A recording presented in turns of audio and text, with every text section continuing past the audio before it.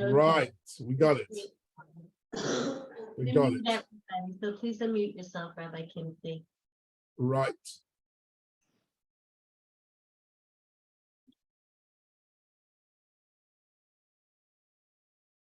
Good. Right. So the early chapters of Bereshis, as I've mentioned before, are chapters on the one hand which are often neglected because we tend to zip through Parshas Bereshis because it's just after Sukkos. But actually, these chapters are extremely, extremely interesting because when the Torah tells us stories about Adam and Chava, about Gan Eden, about the Eitz Hadas, all these features of the early parts of Sefer Bereshis, which we all know about since our early days of hearing the stories of the Chumash, actually, on closer inspection, these parts of the Chumash are dealing with the foundations of human nature, how HaKadosh Baruch Hu created mankind, and how the human being functions and dysfunctions. It should be mandatory study for anybody dealing in psychology or dealing in community relations or sociology or anything like that, because these are really the foundations of the way in which human beings function and the way in which the Torah wishes us to understand our own personal decisions and challenges in life. So we're looking at Bereshis chapter 3. By way of introduction, I'd like to just share with you something which I wanted to mention last week, but something which goes back a few years in my own mind. I remember discussing it once with Rabbi Sachs. Jonathan Sachs and I often had opportunities to discuss certain. He was a real world expert in reviewing a general intellectual literature, just all the books in psychology and sociology and philosophy that had come out, and connecting them in certain ways to the Torah. So there was one particular book which came out. I wonder if anybody's heard of the marshmallow test. If any of you are in the field of psychology, the marshmallow test. Let me tell you a bit about it. If you can imagine Rabbi Sachs and myself sitting down and chatting about marshmallows, but a little bit unlikely. But the marshmallow test was a test invented by a famous Jewish clinical psychologist in Stanford and Harvard University in America in the, I think it was 1970s. And he was interested in researching. He was interested in researching the human ability to what he called delayed gratification. The psychological mechanisms when a person is confronted by a possibility of great pleasures or great achievements, but nevertheless understands the importance of delayed gratification. So what does this mean? And actually, you'll see that this whole study, it was a fellow called Michel, I think his name was, Michael Michel, I think his name was, and he was a European Jew who fled Europe from the Nazis, came to America, and a famous clinical psychologist. And he set up the following test. Let me share with you this test. I know you think we're learning Torah, but this is a nice introduction to our Torah study of today. And it also is a nice memory for me of sharing these ideas with Rabbi Sachs. So the marshmallow test was as follows. I think he got about, it was an experiment with 5 or 6 year old kids. He got about 30 kids together in a certain area. And at that time, this was in the 1970s, I think, that was like marshmallows was something that all the kids were really completely crazy about. I personally can't see what's so wonderful about marshmallows, but there it is. These kids were like really absolutely crazy about marshmallows. And he put them in a room where they had play toys and everything. And on the table, he put a bowl of marshmallows, and all the kids were like, their mouths were watering. And they said, look, here's the deal. If you like, you can have one marshmallow each, right? That's for you to have and enjoy. If you can wait 15 minutes, you will each get 2 marshmallows. That was it. That's the end of the experiment. Not a complicated experiment. Would these 5-6-year-old kids, half of them were boys, half of them were girls, would they be able to delay 15 minutes in order to get 2 marshmallows instead of getting 1 marshmallows now? And this was what's interesting about this experiment is very fascinating. First of all, it was very, very carefully clinically documented because he was a real clinical psychologist. Was also interested in that the actual book on this experiment he only published 40 years later, after he had tracked the lives of all these kids. All these kids had been tracked, and he tracked their personal lives, their successful lives, and what they achieved and what they failed. He had a certain series of criteria of achievement and failure, whether it was academic or business or family-wise or relationships. He had several different. It was very, very carefully monitored and professionally done. And he was absolutely astounded to find a correlation between those kids who managed to delay their gratification and their later successes in life, as opposed to those who didn't manage to delay their gratification, and later on their lives were significantly, but really significantly less capable, less successful, less and less enjoyable. And what was interesting is the way he describes it.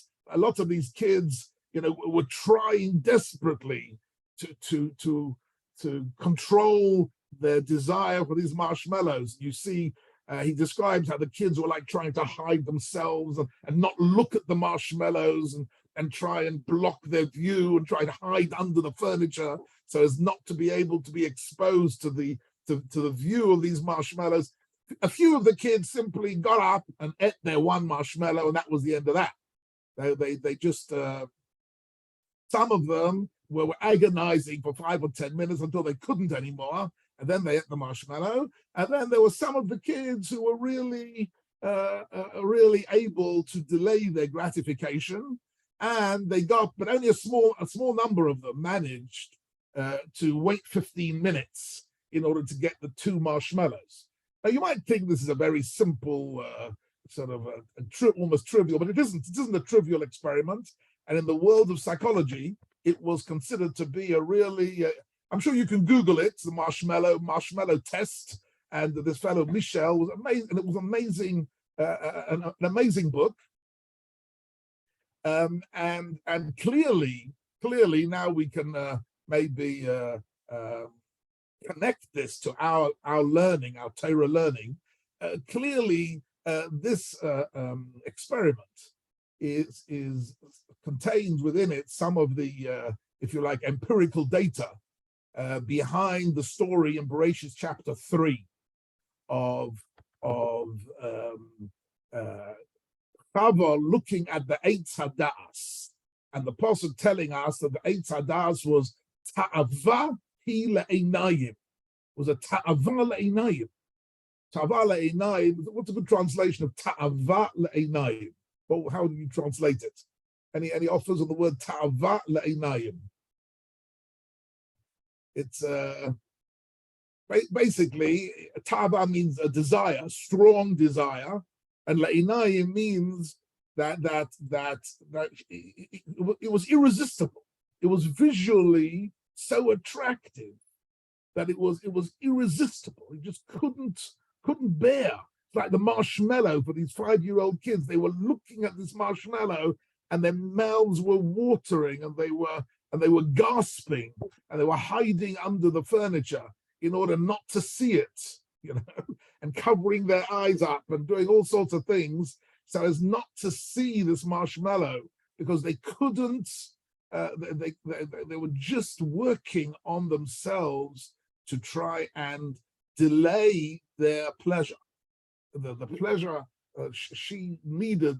She had some sort of she was in the grip of this. She was mesmerized, I think is probably a good word in English. She was mesmerized by the beauty. We've got no idea at all of the forbidden fruit. Why was this forbidden fruit actually so irresistible? What was it about this forbidden fruit? What was it? Was it sort of I don't know? Was it Ben and Jerry's ice cream? I mean, what was it exactly? I'm trying to think of the things that I find irresistible. You understand? Well, what are the things? What are the things that? What was it about this fruit that was so unbelievably irresistible? I really don't know, and I can't find anybody who even tries to describe it. But the story of Chava in Gan Eden and the Eitz Hadas is a story about self-control of gratification, and being able to say, yes, this is enjoyable. This is something which is very attractive to me. But there are other considerations, and I'm going to put this on hold, to have a hold button, right? And to see whether maybe we can do this thing. Incidentally, if you look at some of the more mystical Mefarshim, they will tell you, the sources in the Medrash and in the Zohar take the view that the Eitz Hadas, the fruit of that tree, was meant to be eaten. It would eventually be eaten. But what HaKadosh Baruch Hu wanted was that Adam and Chava would first partake of the Eitz HaChayim, because the Eitz HaChayim was the tree of knowledge, the tree of spirituality, the tree which connected them to HaKadosh Baruch Hu, the tree which gave them the spiritual strength and the purpose in life and the connection to HaKadosh Baruch Hu and the connection to the infinite. If they ate from the Eitz HaChayim, so the idea was they would first partake of the Eitz HaChayim, and then after that they would partake of the Eitz Hadas, and then it wouldn't harm them, right? So it was really a question of, it wasn't a question of denial. They weren't being asked to deny themselves the pleasure of eating the Eitz Hadas for their whole life. It was just a question of delaying it until after they had first engaged in somehow, we don't know, in somehow with the Eitz HaChayim. Don't forget, there were two trees there. Apart from all the, I don't know how many trees there were in general in Gan Eden, innumerable fruit trees, there were two trees at the center. One was the Eitz HaChayim and one was the Eitz Hadas. And the whole drama revolves around these two trees. But there's no question that the Eitz HaChayim was the connection to HaKadosh Baruch. And according to the Mekubalim, you should just know, according to Kabbalah, the Eitz HaChayim is actually a body of knowledge. It's a wisdom. It's a spiritual, metaphysical wisdom of that Adam and Chava were going to immerse themselves in the Eitz HaChayim. And indeed, when the Arizal in the 1500s came to write his first book about the powers of spiritual Kabbalistic knowledge, he called it the Eitz HaChayim. Eitz HaChayim is the book of life, meaning eternal life, right? And of course, we find the Eitz HaChayim also in Bereshis chapter 3, and then we find it again in Tehillim, in Mishlei, Eitz Chayim hi lemachazikim ba, v'tzamecheho me'ushar, right? The pasuk referring to the Torah itself is referred to the Eitz HaChayim. And colloquially, traditionally, the wooden handles to the Sefer Torah are referred to as the Eitz HaChayim. They're referred to as the handles of the Torah. Isn't that right? That the Eitz HaChayim of the Sefer Torah is something which is a reference to the fact that the early Eitz HaChayim, the first reference to Eitz HaChayim in Bereshit chapter 3, is a reference to, even though Torah hadn't been given yet at Sinai, we didn't have the Torah as we know it today, but there was some primordial Torah.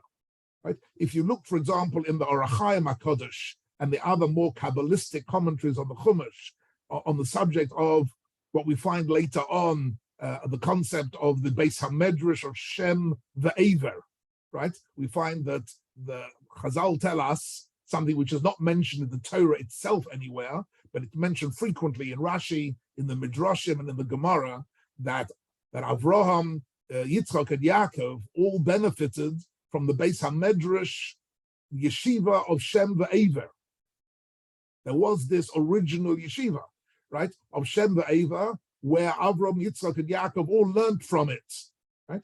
And the Orach Chaim asks at some point, so what were they learning in the yeshiva of Shem ve'Ever? What were they learning? Baba Kama, Baba Basra? What were they learning there, right?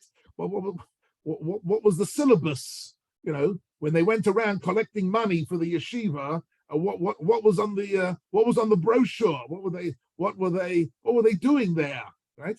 So the Orach Chaim HaKodesh says they were learning the Eitz HaChaim. That's what they were studying. They were studying a body of mystical knowledge, spiritual, Kabbalistic knowledge, which connected them to HaKadosh Baruch Hu, connected them to the Ein Sof, to the world of the infinite, which is called the Eitz HaChaim. Okay, we don't know much about this, and I'm not qualified to teach in this area at all either, although even if I was, I wouldn't tell you, because the general principle about Kabbalah is that those who say don't know, and those who know don't say. You understand? So we don't. Kabbalah is something which is meant to be kept somewhat esoteric, but I'm just giving you a little taste of what appears in the commentaries on the Chumash. But I call upon, coming back to Bereshit chapter 3, the idea wasn't that they would never eat from the Eitz Hadas. That wasn't the idea. The idea was they would first eat from the Eitz HaChaim, and after they'd eaten the Eitz HaChaim, they would be sufficiently spiritually charged and spiritually inspired and have a sufficient purpose and direction in their life that when they later on tasted from the Eitz Hadas, which in some way developed their powers of desire and physical engagement with the world, it would all be done al pi haTorah, it would all be done in the right way. So, according to this interpretation, the story of Chava and the Eitz Hadas is exactly the original story, which went behind the marshmallow test. It was a test of delayed gratification, which she failed. She failed this test, and hence the Torah is telling us something about human nature, about the power of desire and by the power of fantasy, in a certain sense. Because ta'ava le'einayim means that visually it just conjures up such a powerful fantasy that the fantasy becomes irresistible. There's nothing about the tree that's so irresistible, but somehow the tree conjured up a tremendous ta'ava. I remember once hearing an interview with one of the women, I don't know if I mentioned this before, one of the women who, French in France, owns one of the big perfume businesses, Chanel or something like that. And they were interviewing her about how she makes the perfumes, the fragrances, and how she markets them, one thing and another. So she says, you should know that actually when we sell a bottle of perfume, right, per bottle, right, we invest much more money in the size and the shape of the bottle and the packaging and the advertising on television and film and posters, much more than we spend on producing the actual fragrance. The liquid in the bottle, the fragrance, is not so expensive to produce. What we're spending money on is the enormous amount of magazines and the films and the images that we project into the world of a woman wearing this perfume, what she looks like, and how she behaves and who she attracts, right?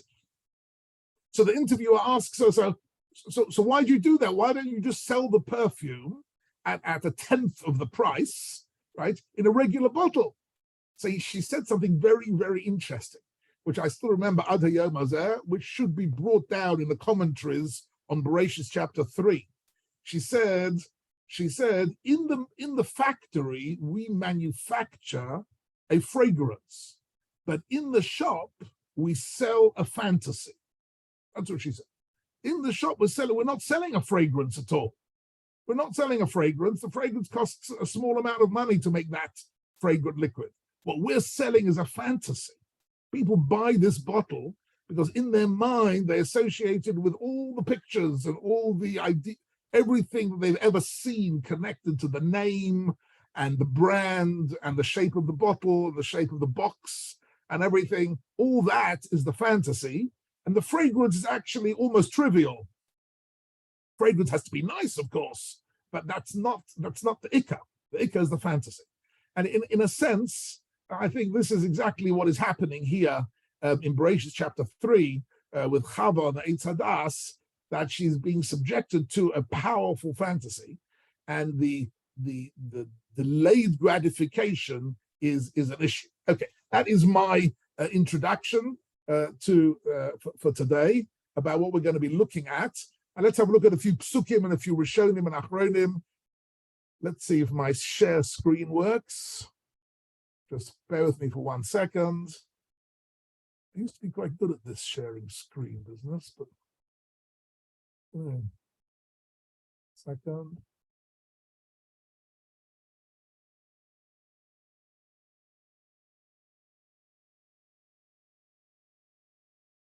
Sorry, just 1 minute. Should be able to get this up. Ah, there we go. Right. Can you see? Can you see a text? Henry, yes, you can see it. Henry, thanks. I got a thumbs up, so we've got a text. So let's have a look at this. You might be interested by the title that I've given my sheet here, which is Gan Eden, the snake, and a dangerous chumrah. What is the dangerous chumrah? This in itself is a subject for a whole shia. What is, in fact, a chumrah? What is a chumrah? How does a chumrah start its life? What is the purpose of a chumrah? And what does it mean, a chumrah? And what is so here you're going to here's an interesting trivia question. What is the earliest chumrah that we have on record? Okay, Rabbi Sai, what is the earliest chumrah in the history of mankind? The nachashes. What do you say? What do you say? The nachashes. Exactly. It's in the context of the nachash, but actually it's a chumrah which we hear from Chava. Chava says she's got a chumrah, and we have to presume that chumrah that she'd heard from Adam. We don't know what Adam said to Chava. We haven't got a text of Adam speaking to Chava, but Chava has been told something. Let's have a look at this. Let's look at posuk number 1. Posuk number 1 here reads as follows. V'hanachash haya orum mikol chayas hasoda she'osa Hashem Elokim. The snake was, so he translates here the most shrewd, right? Orum means shrewd, it means devious, it means calculating. It means calculating. Mikol chayas hasoda she'osa Hashem Elokim, more than any other animals in the world. Vayomer lo isha. So he engages, excuse me 1 second. He engages the Chava, right? He engages Chava in conversation. And he says to her, Afki Oma Elokim lo sochli mikol eitz hagan. Didn't God tell you you're not allowed to eat from any of the trees in Gan Eden? And here's the interesting thing. Says Rashi, what's he doing, the Nachash? What's he doing? So Rashi says, look at this.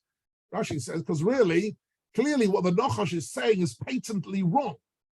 It's not true that God said you mustn't eat from any of the trees. It's not true. So Rashi says, Afki Omar, says Rashi, Shema Omar lachem lo tochlu. Isn't that what he said to you? Says Rashi, V'afal pi shero'o osam ochli mishar peiros. He must have seen them eating from the other fruit of the other trees. Hirbo oleihem devorim. He just started talking to them. Lots of words. Kadei sheteshivenu v'yovo l'daba ba'osa ha'etz. in order that they should engage in conversation, and he'll end up speaking about the tree. So what is his trick here? How would you describe it, Rabbi Sai, ladies and gentlemen? What is the first trick of the Nachash? What's his first trick? His first trick, he says something which is patently wrong. He knows it's wrong, she knows it's wrong, everybody knows it's wrong, but it doesn't matter. Because his goal isn't to make a point, his goal is to engage Chava in conversation. Once he's engaged her in conversation, then he's already got a foot in the door. We're already conversation partners. We're already people who talk to each other.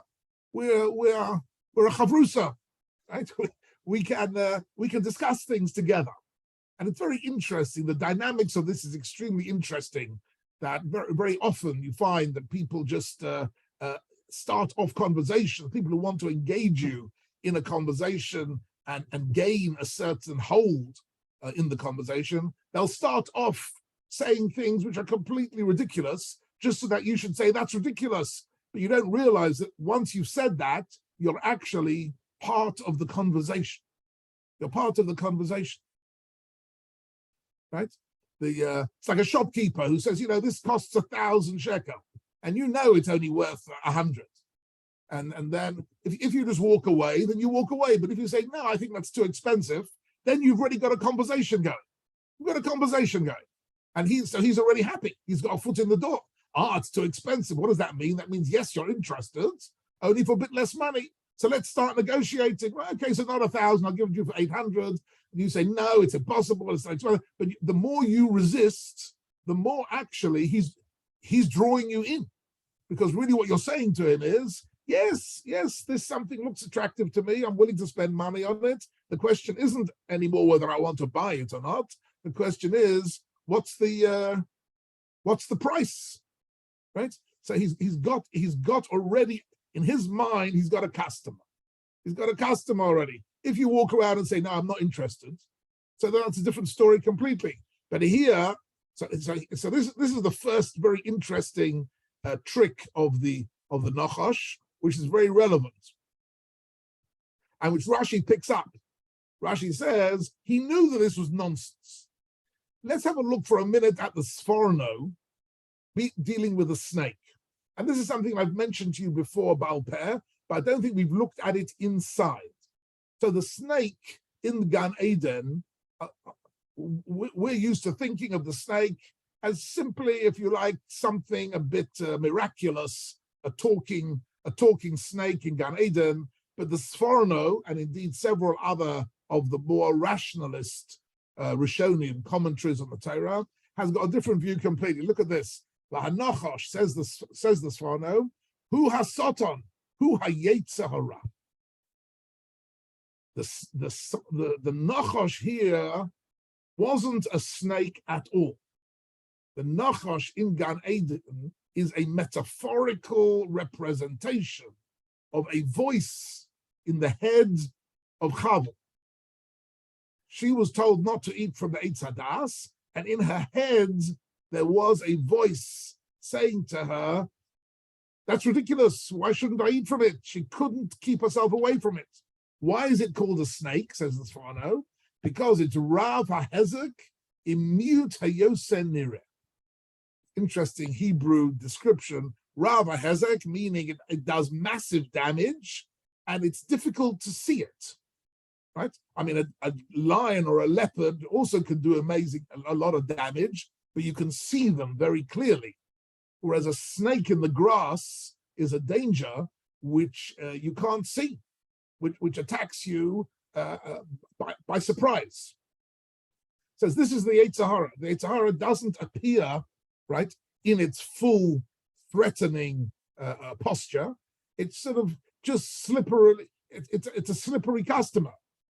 So he says the Sforno,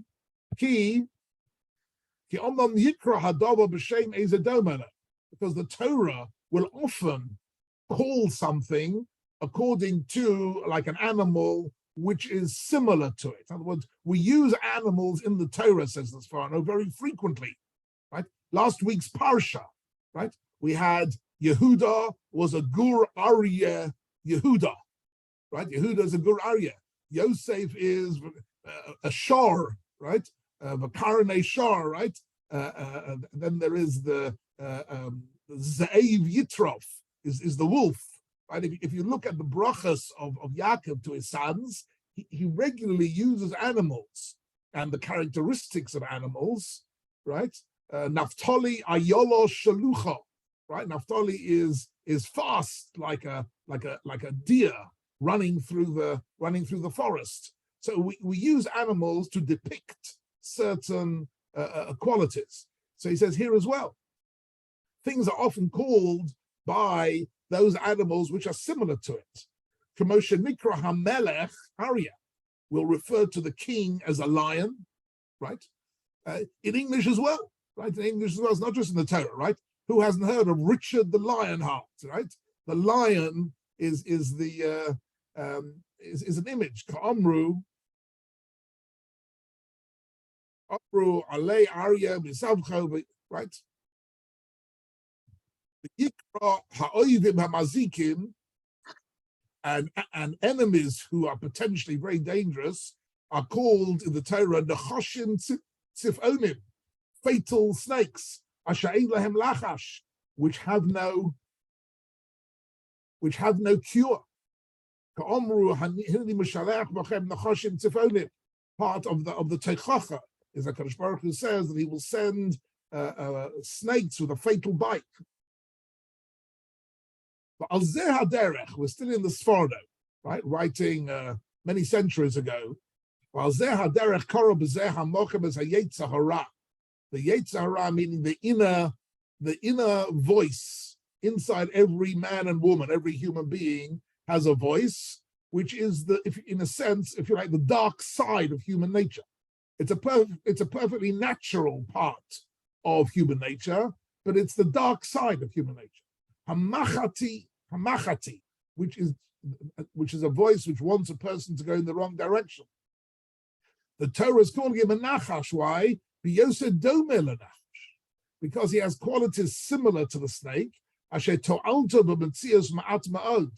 whose benefits are very small. There aren't many benefits from a snake, but the nizko rav, but its damage is potentially massive. And nizko, I mean, I don't actually know much about snakes, but we know enough to know to keep away from them. In miut heroso, and it's difficult to spot, difficult to identify, right? Right? When somebody in English, when you call somebody a snake in the grass, it means he's incredibly dangerous, but difficult to identify. He doesn't identify himself as an enemy. He looks, he's almost invisible. Ukva Omru Chazal says the Sforno, he quotes the Medrash, Shehoya Samael Rochel Olav. That Samael, which is one of the words used in Chazal, this word Samael is a word used for the Sota, right? The Sota meaning the force HaKadosh Baruch Hu put into the world, which is a destructive force, was Rochev Olav. And what is it? So here I want to have a look at this part of the Sforno here, very interesting. There is within a human being the power of desire, hamachati, which wants the person to do a chait, which wants a person to go against what he knows to be wrong. In his mind, he knows that it's wrong, but the kachatava, and how will he do it? So here comes the interesting bit, which I mentioned to you just before from Mr. Michel and his experiments in Stanford in the 1970s. It says, it's a question of the koyach hamadame. He uses a fantasy, uses some sort of an imaginary image. Hamovel olav dimyone ta'anugim hachomriyim, which brings into this is very powerful language written by the Sforno, right, in the 1400s. Right, the Sforno is already saying to us now, you should know that the whole story of the Nachash is a story of the human being having not a snake outside trying to seduce us, but within our own human nature, there is this tendency to give in to the seduction of irresistible pleasures, right? And by following these irresistible pleasures, hamatim miderech hashlemus, they will divert a person away from the path in life which leads to his shleimut, which leads to his development, to his purpose. Hamachuvon, yes, hamachuvon me'eso kelis barach, the purpose that HaKadosh Baruch Hu has put us into this world for, right? Ki omnam hakach hamisave in dimyone hata'anugim, the images, the fantasies of pleasures, hamovidin elov, hey mitzuyim lekochos hagashmi apolim, etc. Okay, I'm not going to go into all the details here of the Sforno, but I find this very, very fascinating. For me, when I'm reading Bereshit chapter 3, this Sforno is really the mafteach of the whole story. This is the mafteach, that actually the story of Chava is not the story of a stupid woman who's got one mitzvah to do and fails in it. It's the story of every human being on planet Earth, starting with the 5-year-olds in Stanford University in the 1970s who couldn't resist the marshmallow, right? The marshmallow test, right? Are you able to look at the marshmallow for 15 minutes and not eat it? And the truth is, I mean, speaking as somebody who has unsuccessfully tried to go on diets regularly in my life, the truth is that, if there are certain cakes or ice creams or things that I shouldn't eat, it's definitely not good for me to have them sitting in the table in front of me for an extended period. Because as they sit there, they're talking to me, right? The ice cream and the cake is mamash talking to me. It's saying to me, just look at this delicious, unbelievable, irresistible food. I don't know how you can not take a bite of this food. It's unbelievable, right? And that whole mechanism, which were also unbelievable. I can see quite a few smiles here on the screen in front of me. I'm sure who has not experienced this talk from the nachash, which exists inside every bowl of ice cream and fudgy cake, and the more fudgy, the better. Who hasn't heard that? Everybody's heard it. And it's a fantasy, right? Because the pleasure lasts exactly 10 seconds. And actually, if you believe that it's damaging for you, your seichel should be able to say, forget it, put it aside. But actually, that difficulty that we have in our lives is something the Torah is addressing and telling us in Bereshit chapter 3. This was built in to human nature from the very beginning. From the very beginning, HaKadosh Baruch Hu gave us a world which contains almost irresistibly attractive options, which really are not real. They're fantasies, right? I looked at just recently, Hanukkah time, I passed by some of the donut shops nowadays. When I was young, a donut was a little ball with a bit of jam inside. Don't you remember that? Am I saying?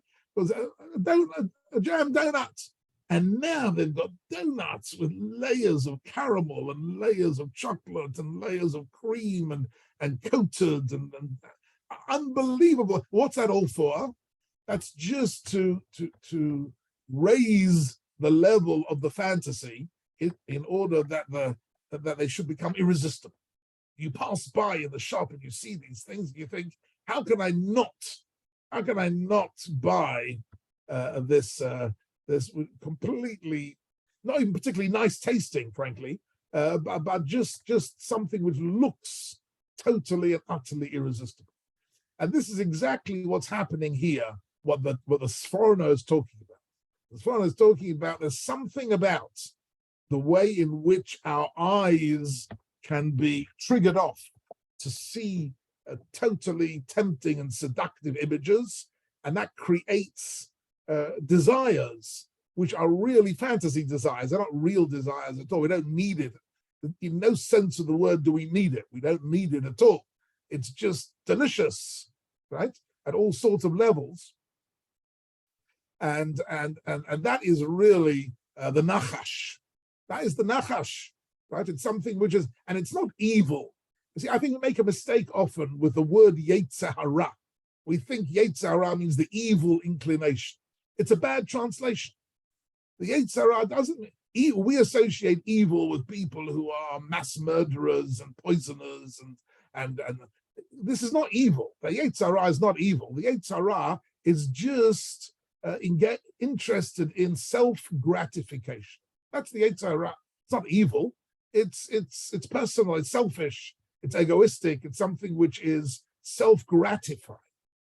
And to be able to work as a human being and not to be derailed by the irresistibility of things which look so delicious. That's really what the Torah is encouraging us to do from the very beginning. That what Chava needed really was to be able to avoid that sensation. Now we're not. This idea appears in the Chumash in several different places. It's a very fascinating idea. It also lies, incidentally, at the heart of the mitzvah of tzitzis. You'll be surprised to hear that the mitzvah of tzitzis, right, is a mitzvah which is designed particularly, right? If you read the parsha of tzitzis, when you say Kriyas Shema tomorrow morning or this evening, you say Kriyas Shema next. In the parsha of tzitzis, you see very clearly that the tzitzis are designed, or isem oisei, that keep your vision focused on the presence. Oisei here means HaKadosh Baruch Hu, to see the presence of HaKadosh Baruch Hu in this world. V'lo sasuru achrei levavchem v'achrei einechem, and not to be derailed by what your eyes and your heart desires. And that's really what tzitzis is all about. It's a reminder. That's why we wear it all the time. Because we need a reminder of this particular amazingly difficult, but at the same time incredibly simple feature of the human nature being seduced into following a fantasy, and it can create all sorts of. I'm tempted to tell you an interesting anecdote story that I had myself. I'm not a clinical psychologist, and I never myself made any marshmallow tests, but I can tell you one interesting story that I had at a birthday party. The birthday party, I think, was one of my nieces or nephews at some point. It goes back a long time, maybe 30 years ago. And I was present at the birthday party. There were lots of these 5-6-year-old kids running around. And at some point, out came the birthday cake. And the birthday cake was one of these absolutely magically delicious looking. And I saw the kids' eyes were popping out. And some of the kids like really, really wanted a piece of this cake. And for better or for worse, I was given the job of cutting up the cake and giving each of them a piece of this cake. Okay, so the incident that has stuck in my mind is this lovely, gorgeous little girl, about 5-6-year-old girl, who is like ogling this cake from a distance for several minutes. She comes forward, and I cut a piece of cake, and she's literally sort of salivating at the idea of getting a piece of cake. And I put it on a little plate, and I give it to her, and she is absolutely over the moon, and she's thrilled, unbelievably thrilled. And then the next kid in line comes, and then I commit the most terrible sin imaginable. Right? What is the most terrible sin imaginable in this context? Anybody got an idea? His piece was bigger. His piece was bigger. Because I was cutting them, I wasn't even paying much attention. I cut a piece of cake, and I gave the next kid a piece of cake, which was bigger probably by about a millimeter. A millimeter or two, his piece was bigger. Anyhow, at that point, when she saw that he got a bigger case, she went absolutely crazy, this kid. The girl who got her first piece, she took a piece of cake and threw it on the floor and stamped on it and started screaming that it's not fair. A minute ago, she'd been in ecstasy. A minute ago, she was ecstatic about her piece of cake, totally ecstatic. And she thought she'd arrived in Gan Eden. And then he got a bigger piece. Oh, he got a big, but it was, can I say to you, it was indeed, it looked tiny little bit bigger. I mean, really a little bit, tiny bit bigger. And she was already, her jealousy, her anger and her jealousy and all the negative human impulses you could possibly, if she would have had a knife in her hand, she would have stabbed me several times, probably, this little girl, right? She was completely wild from jealousy, right? Of what this little, and I thought to myself, this is a sort of a snapshot of the dark side of human nature, the dark side of human nature. And that story, actually, I thought about later on. I thought there must be in Chumash Bereshis a reflection of that story, and indeed there is, and that is indeed Cain and Hevel. Cain kills Hevel in a fit of jealousy, of absolute pure jealousy. He commits murder because he can't bear that Hevel has got something that he hasn't got. It's just impossible for him to tolerate it. His entire world implodes on him, and he has to get rid of his one and only brother in the world. He has to get rid of it. And you think to yourself, well, wait a minute, Cain and Hevel had the entire planet to themselves. Cain wasn't lacking anything. He could have had everything, he had the whole world to himself. And yet Hevel had something. Okay, we don't know, we will learn it together still, Cain and Hevel. But it's interesting that it was those emotions, right, which are hardwired into human nature, which Sefer Bereshis is telling us about. And in that sense, the Chumash, these Parakim are about the foundations of human nature. It's also a Chumrah, so I can't give you a shir today without looking at the Chumrah. Let's go back to the text for a minute. So, what happens next? So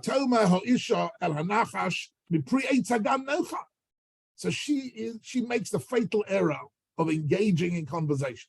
She says, no, of course we can eat. We're allowed to eat from everything. Only, and here it comes, she says, but this tree, right, the forbidden fruit in the garden, God said we shouldn't eat from it, and here comes the chumrah. The lo siguba, not only you shouldn't eat from it, you shouldn't touch it. Pentomusum, in case, because you will die if you do. Did HaKadosh Baruch Hu say they shouldn't touch it? No, he didn't say it. Chavel says you shouldn't touch it. And here you have, this is the origin of the Chumras culture, right? And what happens is the Nachash says, no, you're wrong. Lomos to Musun, you won't die. So what's happening here? Have a look at Rashi. So Rashi says, below Siguba, look at this Rashi. Hosifa al Hatzivui. She added to God's instructions. God said, don't eat it. She says, don't eat it and don't touch it. She added to it. And says Rashi, Lafikach, she paid the price. She came to losing it completely.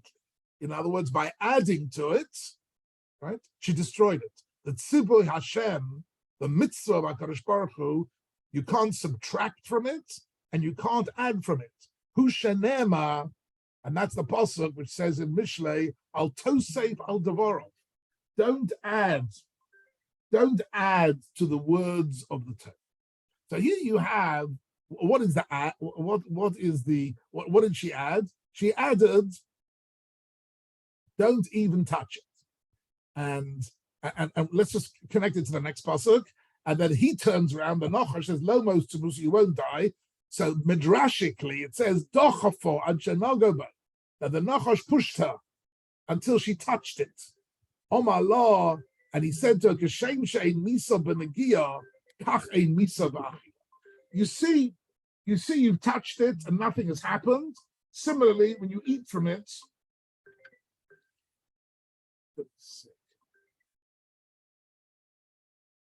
I apologize. I usually remember to turn this off. I didn't turn it off. Okay. So what's happened here is this chumrah has been her downfall. But if you think about it for a minute, the story is not so simple, because Chazal repeatedly in the Mishnah and the Gemara, they say that it's important to make certain gedorim, right? Where do we find that in Chazal? Right, one of the very first Mishnayos in Pirkei Avos. What does it say there? Anybody know what does it say there? Phil, you remember your Pirkei Avos sometimes. What does it say at the very beginning of Pirkei Avos? Right? What does it say? It says, right, Haim Omru Shlosha Devarim. What is the very first Mishnah? The Anshe Knesset Agdola, they said three things. Have a Basunim Badin, right? Vehemidu Talmidim Harbeh. Say that again. Asu siyog laTorah. Asu siyog laTorah. Build a fence around the Torah. Asu siyog laTorah. So in actual fact, there is a whole industry, one might even say, within Chazal, of making a fence around the Torah. Chazal do in fact add enormously to the Torah, right? They add lots of rabbinic restrictions, right? The Torah says you're not allowed to write on Shabbos. Came along Chazal and said, you know what? Not only must you not write, don't even touch a pen on Shabbos. Don't even touch it. Muktzah. All the laws of Muktzah are in fact a siyog laTorah. They are a fence around the Torah. So in fact, Chazal do give us a siyog of various sorts. So that's why this is quite a complex subject. When is an addition to the Torah, when is it beneficial, and when is it destructive? This is maybe a subject we'll look at a bit more closer at a later time, but you should just know from the... Yes, Dina, you want to say something?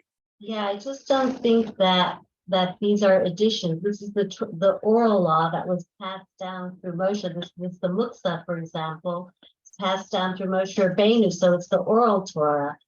So it's not. Okay. Dina has raised a very interesting point, which also needs close examination.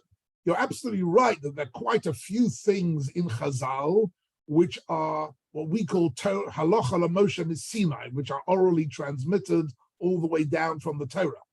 But in certain things, you're not right.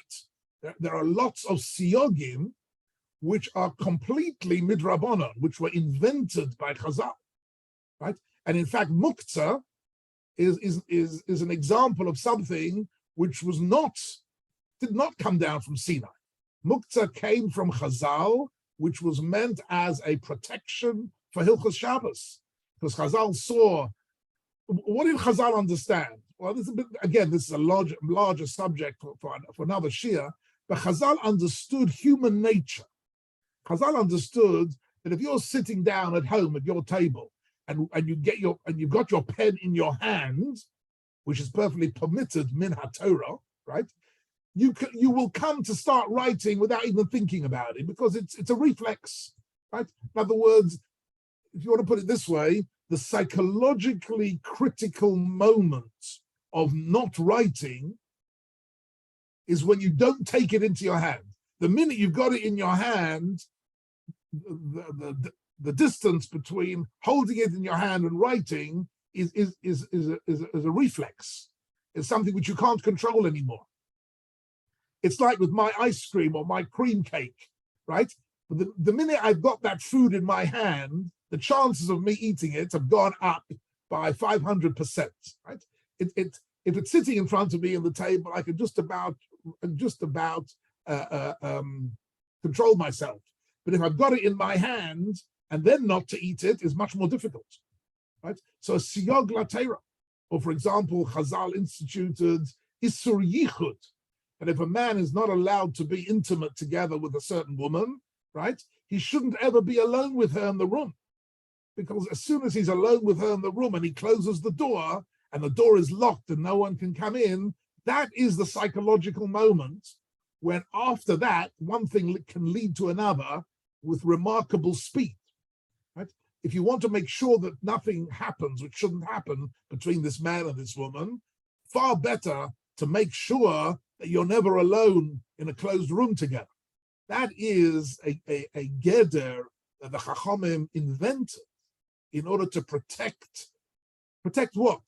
In order to protect the human being from his own nature, from his own negative human responses or reactions, or his own. It's natural. The natural attraction between a man and a woman, right? If you want to make sure this doesn't trigger off a forbidden relationship, you've got to be careful not to be alone together.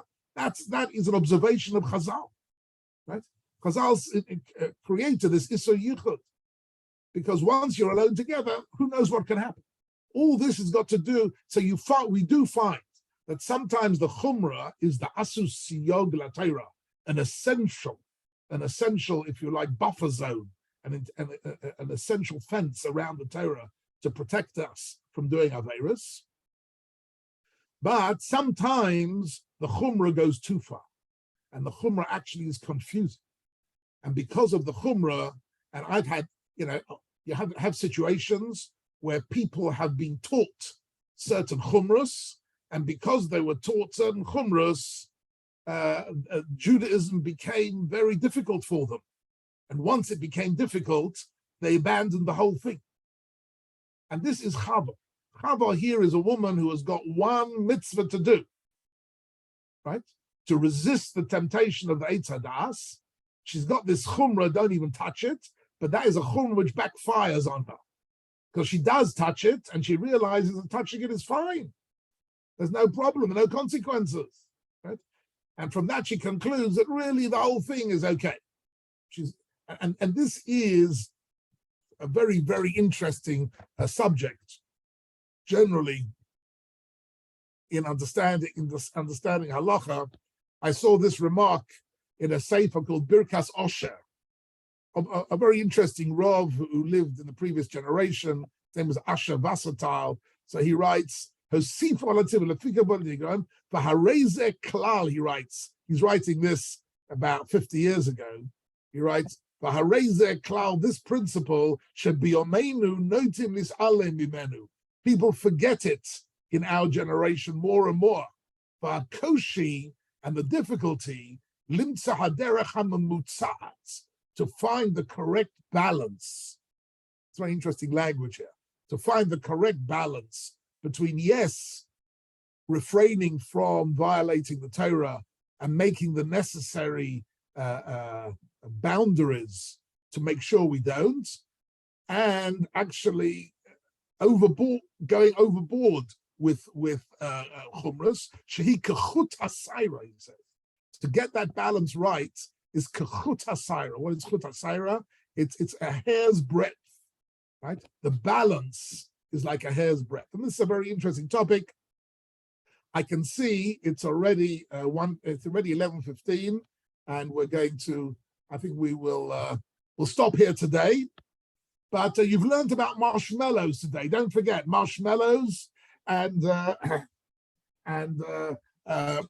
Professor Walter Michel and human abilities of self-restraint, all a commentary on Bereshit chapter 3.